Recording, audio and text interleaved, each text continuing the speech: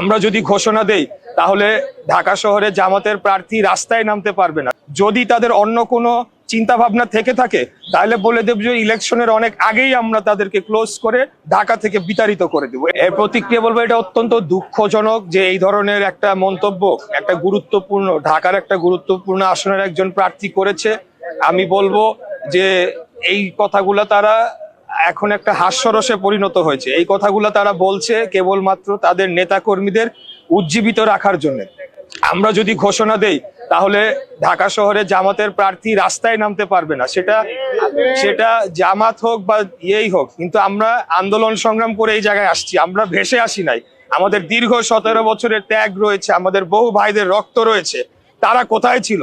তারা তো হঠাৎ করে বের হয়েছে 5 তারিখের পরে, অগাস্টের 24-এর পরে এই গুপ্ত বাহিনী তারা হঠাৎ করে উদয় হয়েছে বেশিরভাগই। এর আগে আমরা দেখেছি তারা ভোরবেলা 6টার সময় যখন রাস্তাঘাটে জনগণ থাকতো না, তারা চুপ করে অন্ধকারে বের হইতো, মিছিল করে তারা চলে যেত। এই ছিল তাদের আন্দোলন সংগ্রাম।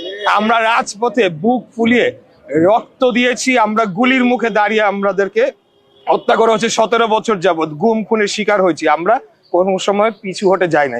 তাই এখন যেটা বলছে তারাও জানে যে তাদের সব ঢাকা শহরের সবগুলার জামানত বাজেয়াপ্ত হওয়ার সমূহ সম্ভাবনা রয়েছে, এটা তারাও ভালোভাবে জানে। এটা কেবল তাদের নেতা কর্মীদের উৎসাহ জাগানোর জন্য তারা করছে। আর যদি তাদের অন্য কোনো চিন্তা ভাবনা থেকে থাকে তাহলে বলে দেব যে ইলেকশনের অনেক আগেই আমরা তাদেরকে ক্লোজ করে ঢাকা থেকে বিতাড়িত করে দেবো, এটা আমি বলতে চাই। Well done, side by side, free.